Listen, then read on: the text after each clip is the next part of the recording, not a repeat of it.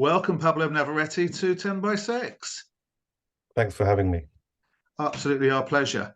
Now, Pablo, you are the founder and the editor of Alborada, which is an independent, progressive media that looks at the politics of Latin America. So can you tell us a little bit about Alborada? Sure. So, well, thanks for having me on. I'm the current co-editor and, as you say, the founder of Alborada. It launched in 2009, I guess, with an event in London where I was based until 2 years ago. I'm now based in Sheffield in the UK. I should say my name's Pablo. My parents are Chilean. They were political refugees that came after the coup against Salvador Allende in 1973. They arrived end of 74, 75, but I was born in the UK, so I've grown up here, went to school, university, and studied here. And so, yeah, I studied economics actually at SOAS in the University of London, but then did a master's in Latin American studies at the University of London, and then spent a year and a half in Venezuela. When I'd started doing some independent journalism for Red Pepper, became their Latin America editor, I think, once I got back in 2007, but I was running a blog out there. And I also managed to work for John Pilger, the Australian journalist, who was making a film called The War on Democracy, which looked at the sort of US imperialism in Latin America and Venezuela under Hugo Chavez. Hugo Chavez came to power in 1999. So when we lived there between 2005 and 2007, it was, I guess, the high point of Chavismo. So during that time, I was, I guess, producing the Venezuela part of that film. And I think the combination of doing the sort of independent journalism for Red Pepper and others, and the work for John Pilger, and I also worked as a fixer, I guess, for the BBC, for other mainstream media organizations. So it kind of gave me an insight into both documentary, film, and journalism. And I guess when I got back, I decided I did start a PhD in economics, but I didn't finish it and decided to sort of carry on and pursue, I guess, journalism and documentary filmmaking, which led to Alborada being born in 2009 as a platform to offer alternative narratives on Latin American politics, media, and culture, because I felt that there was a disconnect between, for example, what I had seen in Venezuela during my time and the reporting of developments in that country across the board. And I think the most shocking thing for me, from my experience in Venezuela, was to see how the supposed left-wing mainstream media, i.e. print media, such as The Guardian, were at the forefront of misreporting and events in Latin America. So it kind of brought home to me the fact that there was an issue with the mainstream narratives on developments in places like Venezuela. And so Alborada has since 2009 attempted to offer alternative platforms for narratives, but also like to challenge, to offer debates on issues which are important for progressive and for the left to have. But because of this sort of very two-dimensional pro-right, I would say pro-corporate agenda that the mainstream have, you're never really able to go beyond just complete misrepresentation. So yeah, since then, we've done that through online events, through hundreds of real events, documentary screenings, talks.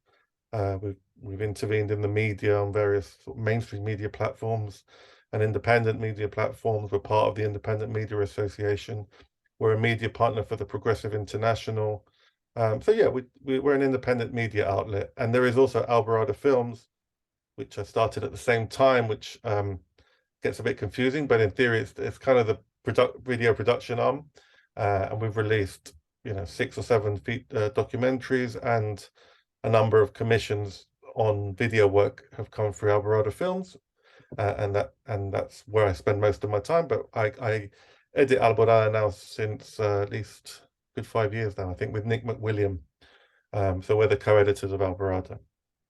So yeah, that's a kind of long answer to comprehensive, absolutely amazing. In terms of obviously being on another continent, Sure. Have you got very, very clear specific links in Latin America in terms of where you can access the information? And things that are outside the mainstream, obviously a lot more difficult to get your hands on. So have you got those contacts and in place? Yeah. I think we have very, I'd say, really good contacts in terms of people that we know and trust, that give us information about the different countries. And obviously we try our best to keep abreast of you know who people are, what they're saying, who the progressive voices are on an issue. Yeah, so we and because of the film work as well, I've made lots of trips to Latin America, and you build up a body of contacts in different countries, in particularly strong maybe in Chile, Venezuela, Colombia. But we've been doing these online events since March 2020, and for each event we've had about three, 4 experts on issues. So I think we've got a really good sort of database of people that can cover issues in a range, covering a range of countries, a range of themes. So yeah, we do put work into sort of trying to find out who the best speakers are from our perspective, speakers that can offer that can challenge some of these narratives, which, as I said, they're just beyond anything else. They're very right wing, but they're also very shoddy. I mean, once you start unpicking, I think they rely a lot on the fact that people really don't know anything about Latin America. Yes. Latin America is not really a region that has saying that. I mean, it's not a region that people think is of interest to the UK, but the UK does actually have a long-standing connection and is still involved to this day in very big operations to bring down democratic governments in Venezuela. Someone like John McAvoy at who writes a lot for Declassified UK, really, as you know, an excellent, relatively new independent media outlet. There've almost been someone like John, who we've had speak on numerous events and articles, write articles. He's almost single-handedly been exposing the UK government's machinations in Latin America, and there's complete silence in the UK mainstream media, which is really, it's a complete dereliction of duty as journalists. The fact that no one knows that the UK has effectively stolen $2 billion worth of Venezuelan gold.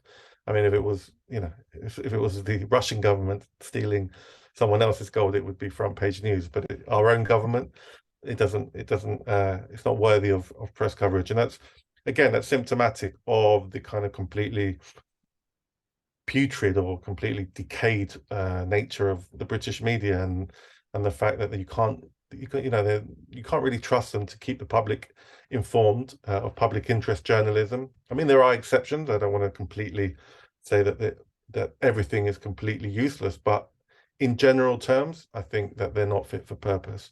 And so therefore the importance of independence media takes on renewed vigor, and it's absolutely important that we build and that we find how independent media can come together and address some of these issues.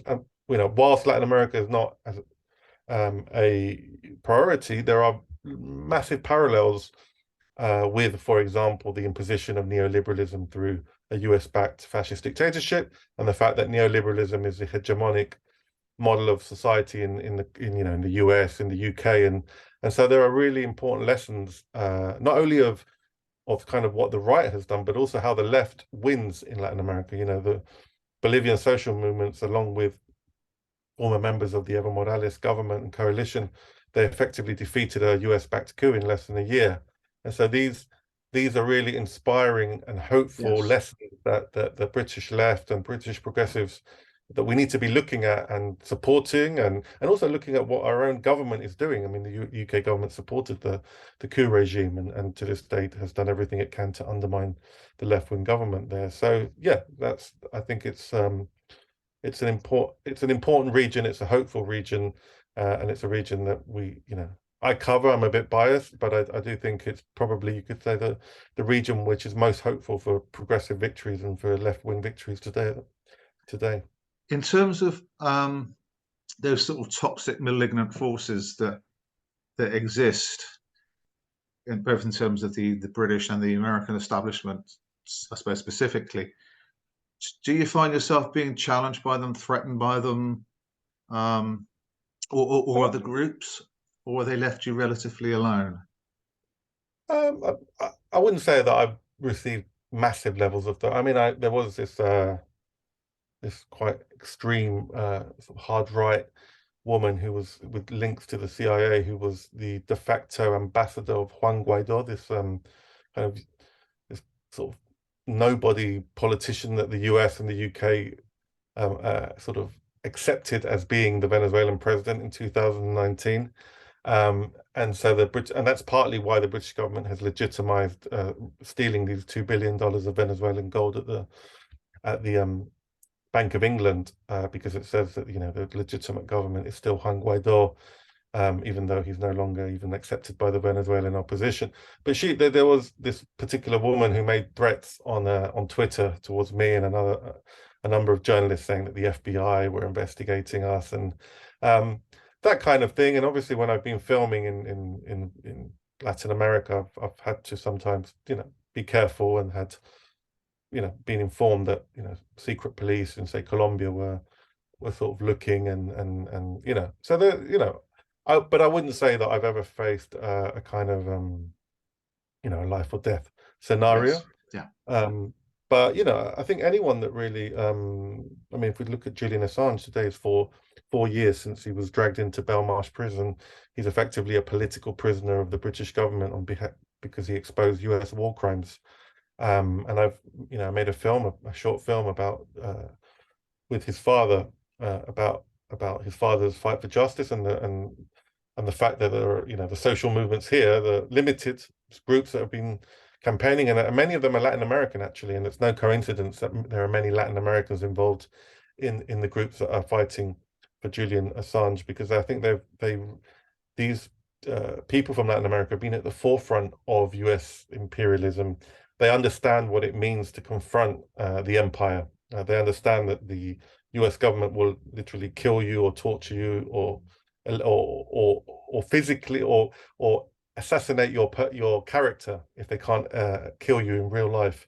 And I think that's what's happened to Julian Assange, and he's paying the price for exposing war crimes.